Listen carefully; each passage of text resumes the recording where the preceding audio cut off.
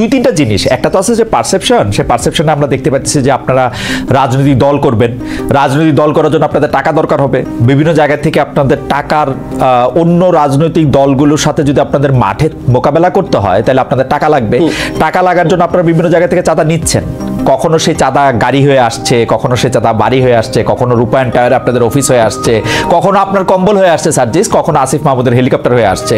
তো ওই যে চাঁদার অংশটুকু আপনারা পাচ্ছেন, সেটা পাইতে হলে আপনাদের তো কিছু না কিছু কাজ করে দিতে হবে, সেই কাজগুলিও আপনারা করতেছেন।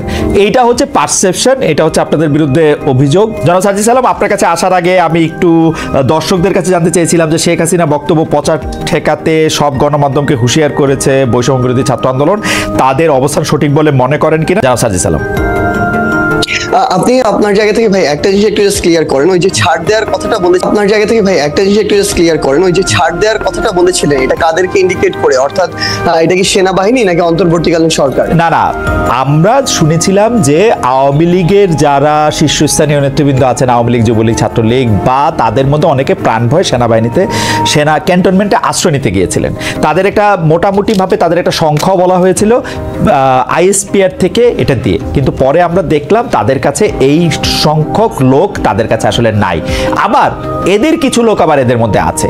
আমি সেজন্য জানতে চাইছিলাম যে আপনারা কি আসলে এই যে যাদেরকে ছেড়ে দেওয়া হলো, এমনকি শেখ হাসিনাকে যে বিদেশে চলে যেতে দেওয়া হলো পদত্যাগের পরে, এর জন্য কি আপনারা সেনাবাহিনীকে বা কাউকে আসলে দায়ী মনে করেন কিনা? আপনারা যে বিচারের কথা বলছেন, দেখেন দুইটা বড় বিষয় সার্জিস, একটা হচ্ছে যে এই আওয়ামী লীগের এই অন্যায় অত্যাচার, হত্যা, গুম, খুন, 15 বছরের গণতন্ত্রহীনতা, সব প্রতিষ্ঠান ধ্বংস করা, এগুলির জন্য যে শাস্তির দাবি, সেই শাস্তি যে না হওয়া, সেই বিচার কার্য শুরু না হওয়া, সেটার জন্য আপনি আসলে কারে দায়ী করবেন? এখন তো আপনারা ক্ষমতায়, আপনাদের পছন্দের সরকার ক্ষমতায়, তাই না? দ্বিতীয় কথা হচ্ছে যে এই জুলাই আগস্টে যারা শহীদ হয়েছেন, সেই শহীদদের মধ্যে থেকে যারা আহত হয়েছেন তাদের চিকিৎসার জন্য, তাদের টাকা পয়সা দেওয়ার জন্য যে সরকারের, আমি কোট আনকোট ব্যর্থতা বলতেছি, সেইটার জন্য আপনি আসলে কাকে দায়ী করবেন? আপনি নিজেও আপনি দেখেন যে জুলাই স্মৃতি ফাউন্ডেশনের সাধারণ সম্পাদকের দায়িত্বে আপনি আর থাকলেন না, কারণ হচ্ছে যে এই পুরো ব্যাপারটা যদি আপনি বলেন, যেই দুইটা বিষয় নিয়ে আপনি আসলে দায়ী করতেছেন যে আওয়ামী লীগের বিচার হচ্ছে না, শহীদদের বা আহতদের পাচ্ছে না, তার জন্য আপনি দায়ীটা করবেন কারে আসলে? নিজের ছাড়া দেখুন, এই জায়গায় হচ্ছে না, যেখানে আমার নিজের দায় আছে, আমার নিজের দায়ও সেখানে স্বীকার করতে কোনো সমস্যা নেই, কিন্তু সবচেয়ে বড় কথা হচ্ছে আমরা আমাদের জায়গা থেকে যে জিনিসটা মনে হয়েছে সেটা হচ্ছে বর্তমানে অন্তর্বর্তীকালীন সরকারে খুব স্বাভাবিকভাবে যখন এখানে উপদেষ্টা নির্ধারণ করা হয়, বিভিন্ন দলের মতের, বিভিন্ন স্টেক হোল্ডারের সাজেশন দেওয়া হয়, সবাই সবার জায়গা থেকে এই যে মানুষগুলোর নাম সাজেশন করেছিল যারা এখন রয়েছে উপদেষ্টা পরিষদে, সবাইকে হয়তো এরকম মনে করা হয়েছিল যে এই মানুষগুলো তাদের জায়গায় স্ব কর্মক্ষেত্রে এই মানুষগুলো ভালো এবং তাদেরকে এখানে সাজেস্ট করা হয়। কিন্তু আমার জায়গা থেকে, আমার ব্যক্তিগত জায়গা থেকে মনে হচ্ছে এখন যারা আমাদের এই জায়গায় উপদেষ্টা পরিষদে রয়েছেন, অনেকের ক্ষেত্রে এই জিনিসটা খাটে। তারা হয়তো মনে করছেন যে বাংলাদেশের যে মানুষ যারা রয়েছে তারা হয়তো হয় তাদের মতোই সবাই ভালো, না হয় তারা মনে করছেন যে এই মানুষগুলো খুব দ্রুত ভালো হয়ে যাবে, একটা সুযোগ দিয়ে দেখি। কিন্তু সবচেয়ে বড় কথা হচ্ছে এই বাংলাদেশে আমরা দেখছি প্রত্যেকটা সেক্টরে মানুষদের শিরায় শিরায় আসলে এই যে এতদিনের যে ফ্যাসিজম কিংবা এই যে একটা চিন্তা ভাবনার একটা করাপ্টেড চিন্তা ভাবনা ঢুকে গিয়েছে, এখান থেকে মানুষকে বের করে নিয়ে আসার জন্য একটা স্ট্রিক্ট একটা ওয়েতে যাওয়া প্রয়োজন, কিন্তু খুব স্বাভাবিকভাবে সেটি আমরা দেখছি না।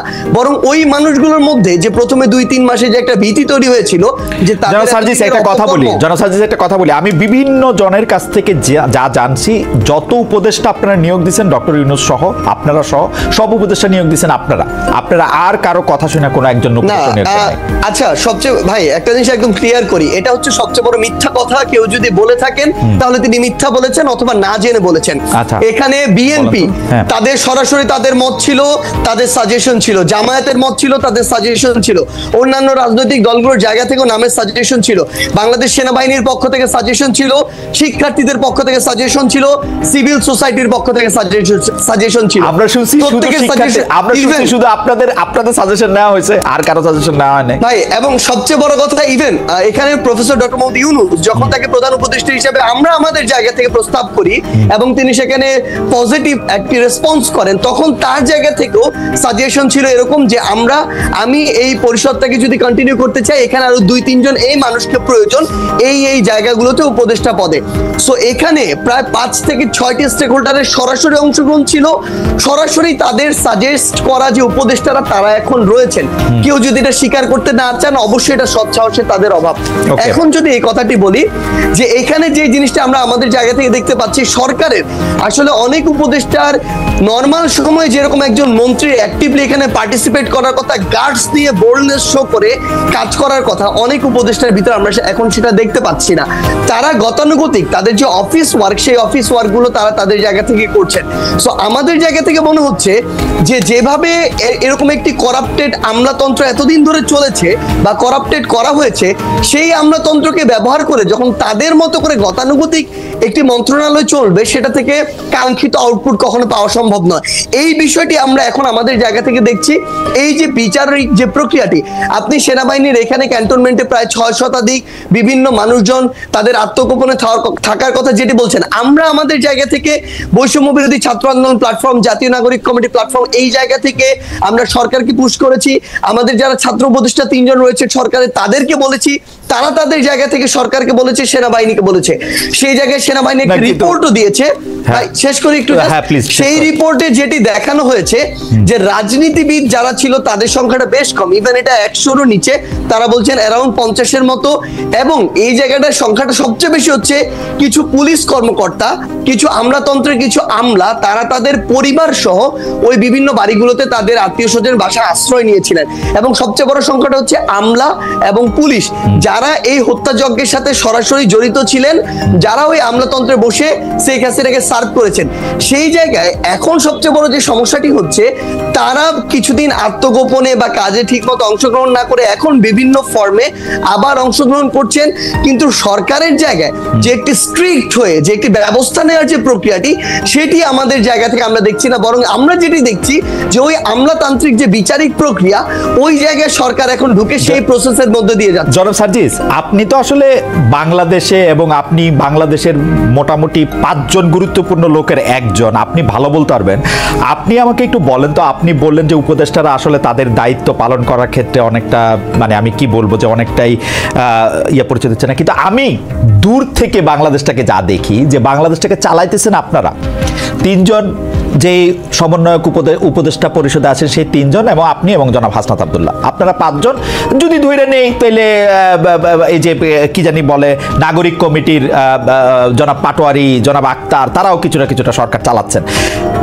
আপনারা সব জায়গায় সালিশ মোকদ্দমা করতেছেন, আপনাদের কথায় আপনারা বদলি করতেছেন, আপনাদের কথা আমি যা শুনি আর কি, এইগুলি কি মিথ্যা?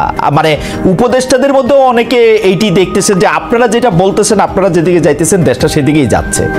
ব্যাপারটা এরকম না? মানে আমরা জাস্ট আপনাকে একটা জিনিস বলি ভাই, মানে এই মুহূর্তে সবচেয়ে বড় সমস্যাটা যে জায়গাটাতে হয়েছে, সেটা হইতেছে এই আমরা আসলে এই অভ্যুত্থানের সামনের সারিতে থাকার কারণে মানুষের এক্সপেকটেশনের কেন্দ্রবিন্দু হয়ে গেছে অল্প কিছু মানুষ। এবং এই জায়গাটাতে আমাদের এঙ্গেজমেন্টের জায়গা, যেমন আজকে যদি দেখেন, আমার শহীদ পরিবার আজকে তাদের দ্রুত বিচারিক এই প্রক্রিয়ার জন্য তারা শাহবাগে আজকে অবস্থান করলো। এই শহীদ পরিবারের সাথে আমাদের গিয়ে কথা বলতে হয়, তাদের হয়ে কথা বলতে হয়, দ্রুত যেন বিচারিক প্রক্রিয়াটা, অর্থাৎ সরকারের একটা অংশ হয়ে আমাদেরকে আবার এই মানুষগুলো লং টার্ম সাস্টেইনের জন্য বাংলাদেশের এই যে মানুষগুলো, তরুণ প্রজন্ম যারা নতুন করে চিন্তা করছে, স্বপ্ন দেখছে, এই অভ্যুত্থানের স্পিডটাকে আমরা যদি ধারণ করতে চাই, আমাদের ওইরকম একটা পলিটিক্যাল প্ল্যাটফর্ম প্রয়োজন, যেটা থেকে আমরা নতুন করে এই স্বপ্নটা ক্যারি করা আমাদের বেস্ট ট্রাই করব। সেখানে আমাদের সময় দিতে হচ্ছে। আমাদের জায়গা থেকে আমাদের প্রত্যেকটা জেলা উপজেলায় গিয়ে আমাদের যে নিজেদের যে প্ল্যাটফর্মগুলো, সেগুলো গুছাতে হচ্ছে। এরপরে আমাদের যারা উপদেষ্টা রয়েছেন, তাদের সাথে আমাদের যারা প্রতিনিধি সরকারে রয়েছেন, তারা যখন সরকারে থাকেন উপদেষ্টা, কিন্তু তাদের সাথে আমাদের একটা আলাদা কমিউনিকেশন অবশ্যই থাকবে, কারণ ফিল্ডের অবজারভেশনটা আমাদের তাদের আমাদেরকে দিতে হবে, তাদের সাথেও আমাদের গভর্নমেন্টের ওই রেসপন্সটা তাদের থেকে নিতে হবে।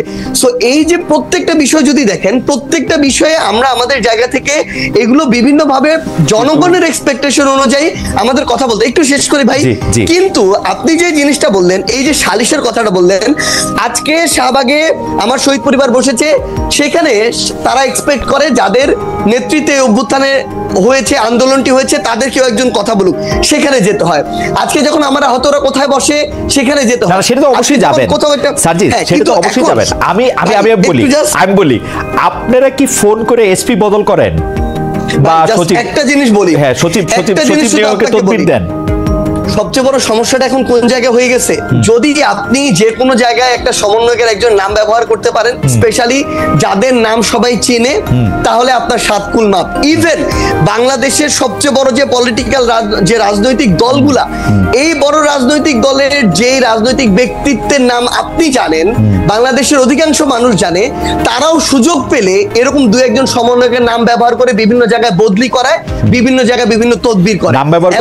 নাম ব্যবহার করলে বদলি হয়, এটাই সবচেয়ে বড় সমস্যা। আমরা তো কখনো চাই না যে এটা হওয়া উচিত, কিন্তু সবচেয়ে বড় কথাটি হচ্ছে যে জায়গাটাতে এই যে বাংলাদেশের এতদিনের যে কালচার, নাম ব্যবহার করে, এতদিন শেখ হাসিনা, গণভবন 32 এসব নাম ব্যবহার করে বদলি হইতো, এখন তারা মনে করে যাদের নেতৃত্বে অভ্যুত্থান হয়েছে তাদের নামটা যদি ব্যবহার করি, এবং এই যে আমরা যাদেরকে কেন্দ্র করে এখন আমলাতন্ত্র পরিচালিত হচ্ছে, জুডিশিয়ারি পরিচালিত হচ্ছে, কিংবা অন্যান্য যে প্রতিষ্ঠানগুলো পরিচালিত হচ্ছে, তারা তো ওই ট্রেডিশনে অভ্যস্ত, তাদের রক্তে কিন্তু এই সুপারিশ, তদবির, ক্ষমতার অপব্যবহার, এখন যখন এই নামগুলো ব্যবহার করছে বিভিন্ন রাজনৈতিক দলের নেতা কর্মীরা, তখন তারা এই জিনিসটাকে মেনে নিচ্ছে, কারণ তারা এটা তো অভ্যস্ত।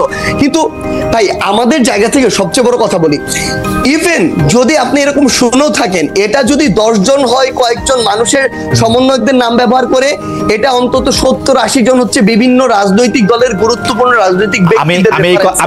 এই মুহূর্তে এটা হচ্ছে। আমি এই কথাটায় আসি। আপনি কি খেয়াল করেছেন যে আপনাদের যে এলজিআরডি উপদেষ্টা আছেন, আপনার সহযোদ্ধা জনাব আসিফ মাহমুদ সজীব ভুঁইয়া, তিনি একটি চিঠি লিখে বলেছেন যে এই প্রশাসক নিয়োগ দিতে হবে।